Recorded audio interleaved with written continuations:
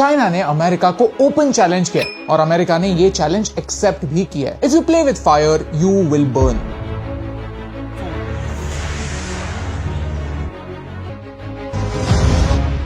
China के highways पर tanks घूम रहे हैं, ताइवान की ओर बढ़ रहे हैं, फाइटर जेट्स हर रोज ताइवान के एयर स्पेस में घुस रहे हैं। ऐसे समय जब अमेरिका के सीनियर लीडर्स ताइवान विजिट कर रहे हैं। So is this world war 3? China says it will fight to the very end to prevent Taiwan from being declared independent. Any foreign interference is doomed to failure. China और Taiwan में conflict क्यों है? इसमें US का क्या interest है और China को ताइवान को कंट्रोल करने से क्या फर्क पड़ता है? आज इस वीडियो में हम चाइना और ताइवान के बीच का कॉन्फ्लिक्ट समझेंगे, लेकिन एक आसान भाषा में। आई नो कि आपका टाइम वैल्यूएबल है, इसीलिए ये है सारे चैप्टर्स, लेकिन वीडियो काफी इंटरेस्टिंग है, तो प्लीज इसे एंड तक देखिए और अगर आपको इस वीडियो से वैल्यू मिलती है तो इसे अपने दोस्तों के साथ शेयर कीजिए। चैप्टर 1, चाइना की असली स्टोरी। जब हम चाइना की बात करते हैं तो इस देश का मैप आंखों के सामने आता है। ये है चाइना, दुनिया का दूसरा सबसे बड़ा देश। But you will be surprise, दुनिया में एक और ऐसा देश है जो खुद को असली चाइना कहता है, और वो है ताइवान। क्योंकि चाइना की एक नहीं दो सरकारें हैं। कंफ्यूजिंग लगता है? थोड़ी हिस्ट्री जानते हैं। इतिहास देखा जाए तो इस छोटे से आइलैंड को बहुत अलग अलग पार्टीज ने कंट्रोल किया। 17th सेंचुरी में डच लोगों ने, फिर कुछ समय बाद चाइना की चिंग डायनेस्टी ने, फिर जापान ने ताइवान को कंट्रोल किया। लेकिन रिसेंट समय में 1895 से लेकर वर्ल्ड वॉर 2 खत्म होने तक ताइवान जापान के कंट्रोल में था। आज भी ताइवान के कल्चर में जापानीज इन्फ्लुएंस है। सेकेंड वर्ल्ड वॉर में 2 लाख ताइवान के सोल्जर्स जापान के साइड से लड़े थे। 1945 के बाद वर्ल्ड ऑर्डर बदल गई और एक आइडियोलॉजिकल वॉर शुरू हो गई। एक साइड थी वेस्टर्न डेमोक्रेसीज और दूसरे साइड थी कम्युनिस्ट यूएसएसआर। जहां दुनिया का फोकस यूएसएसआर पर था, चाइना में अंदर से कम्युनिस्ट फोर्सेस माओ की लीडरशिप में स्ट्रांग बन रही थी। तब चाइना में रिपब्लिक ऑफ चाइना की सरकार थी। 1949 में चाइना में एक सिविल वॉर शुरू हो गई, जहां चाइनीज कम्युनिस्ट पार्टी जीत गई और चाइना की पुरानी गवर्नमेंट चाइना छोड़कर ताइवान शिफ्ट हो गई। आप ट्विटर पर ताइवान की किसी भी ऑफिशियल अकाउंट को उठाकर देखिए, वहां एंड में ROC लिखा होगा। इसका मतलब यह है कि वो ताइवान के साथ साथ ROC यानी रिपब्लिक ऑफ चाइना के भी रिप्रेजेंटेटिव हैं। 1928 से 1949 तक चाइना का फ्लैग वही फ्लैग था जो आज ताइवान यूज करता है। ये फ्लैग जो आप देखते हैं वो चाइना पर CCP के कंट्रोल को सिग्निफाई करता है। ये है कहानी 2 चाइना से। चैप्टर 2, कॉन्फ्लिक्ट का दी एंड। टेक्निकली स्पीकिंग PRC और ROC ने कभी भी पीस एग्रीमेंट साइन किया है ही नहीं, यानी इन 2 देशों के बीच वॉर कभी खत्म ही नहीं हुई, कॉन्फ्लिक्ट कभी रिजॉल्व हुआ ही नहीं। इसीलिए 2 पॉइंट ऑफ व्यू सामने आते हैं। ताइवान मानता है कि चाइना की असली गवर्नमेंट ताइवान में, जिसका हक सिर्फ इस छोटे आइलैंड पर नहीं पूरे चाइना पर, और चाइना की कम्युनिस्ट पार्टी ने इलीगली चाइना को ऑक्यूपाई किया हुआ है। On the other hand China यानी PRC एक वन चाइना पॉलिसी अपनाता है। PRC कहता है कि ताइवान भी चाइना का ही हिस्सा है। अगर ये प्रॉब्लम बातों से सॉल्व नहीं हुआ, डिप्लोमेटिकली सॉल्व नहीं हुआ,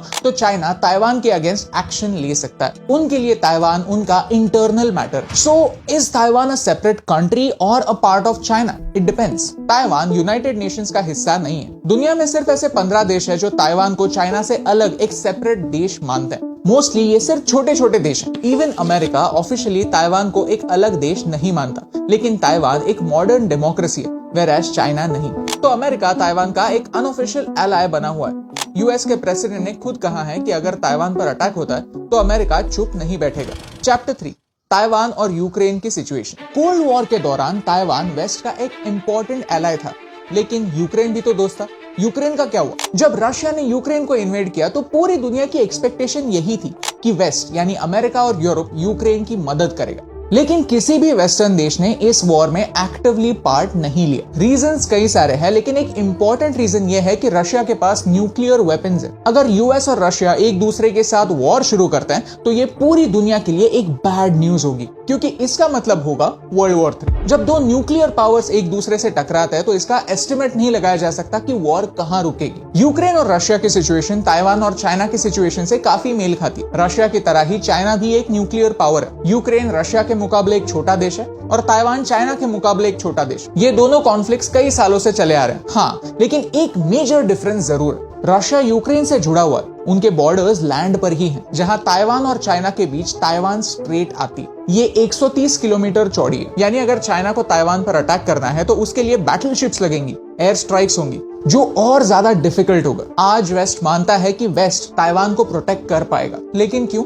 डेमोक्रेसी का रखवाला होने के अलावा क्या कोई इकोनॉमिक रीजंस भी हैं? क्या अमेरिका के कुछ हिडन इंटरेस्ट हैं? बेशक।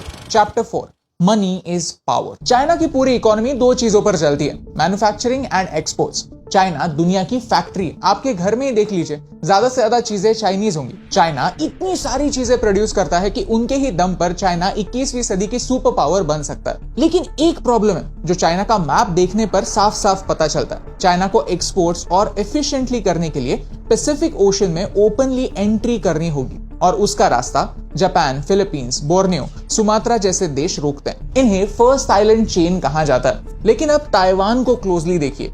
अगर चाइना ने ताइवान में अपना मर्चेंट और मिलिट्री बेस बनाया तो चाइना आसानी से कभी भी पैसिफिक ओशन में एंट्री कर सकता है। अपने एयरक्राफ्ट कैरियर्स पैसिफिक ओशन के थ्रू यूएस की ओर भेज सकता है। This will be a huge hole in the defence of America और यूएस ये रिस्क नहीं लेना चाहता। प्लस दुनिया के सबसे एडवांस चिप्स बनाने वाली कंपनी TSMC ताइवान में, सेमीकंडक्टर्स जो आज मोबाइल से लेकर फाइटर जेट्स तक यूज होते हैं, वो बनाने में ताइवान सबसे आगे है, चाइना से भी आगे। दुनिया की सबसे बड़ी टेक कंपनीज उठा लीजिए, एप्पल, इंटेल, एनविडिया, ये सारी कंपनीज अपनी चिप्स की R&D ताइवान से करवाती हैं। ताइवान डूबना यानी यूएस की टेक इंडस्ट्री डूबने जैसा है और इसका इंपैक्ट दुनिया के हर कॉर्नर में होगा। तो अमेरिका के लिए ताइवान शायद यूक्रेन से भी ज्यादा इंपॉर्टेंट है। ताइवान का GDP $786 बिलियन है, जो कई बड़े बड़े देशों से भी ज्यादा। ये है 21st सेंचुरी का सबसे वैल्यूएबल आइलैंड और ये सारा ट्रेजर चाइना से सिर्फ 130 किलोमीटर की दूरी पर। चैप्टर 5 अब आगे। आज नैंसी पेलोसी ताइवान में है। पिछले 25 सालों में ताइवान विजिट करने वाली ये सबसे बड़ी अमेरिकन लीडर। उन्होंने खुद विजिट करके ये अश्योर किया है कि अमेरिका ताइवान को डेमोक्रेसी बरकरार रखने में हर तरह से सपोर्ट देगा। पेलोसी पहले से ही चाइना की काफी हार्श क्रिटिक है। उन्होंने तियानमेन स्क्वायर के इंसिडेंट्स को भी क्रिटिसाइज किया था। टेंशंस बढ़ रहे हैं और चाइना ने इस विजिट के बाद टारगेटेड मिलिट्री एक्शंस प्रॉमिस भी किए। तो अब क्या होगा? क्या वर्ल्ड वॉर 3 शुरू होगी? Only time can tell. लेकिन आज हमने जाना कि ताइवान की हिस्ट्री क्या है और अलग अलग पार्टीज के इंटरेस्ट क्या हैं। ऑफ कोर्स एक 5 मिनट का वीडियो इतना बड़ा कॉन्फ्लिक्ट समझने के लिए काफी नहीं है, so we will make more videos about this topic. लेकिन अगर आपको इस वीडियो से वैल्यू मिली, कुछ नया सीखने मिला, तो इसे अपने दोस्तों के साथ शेयर कीजिए। अगर आप जानना चाहते हैं कि भारत पर इस सिचुएशन का क्या इंपैक्ट होगा तो हमें कॉमेंट्स में बताइए। और अगर आपको ये जियोपॉलिटिक्स को आसान भाषा में कवर करने का हमारा अटेम्प्ट अच्छा लग रहा है तो हमें फीडबैक दीजिए। आज भारत कई इंपॉर्टेंट इवेंट्स के बीचों बीच खड़ा है। हमारे पड़ोसी देशों की इकोनॉमी फेल हो रही है। चाइना, रशिया और यूएसए एक वॉर लाइक सिचुएशन में। ये समय भारत के लिए एक गोल्डन पीरियड भी हो सकता है या फिर भारत को डिस्ट्रॉय भी कर सकता है। So always remember, in the world of geopolitics, there are no permanent friends. There are only temporary interests. और यही इंपॉर्टेंट बात आप तक पहुंचाने से मुझे फर्क पड़ता है।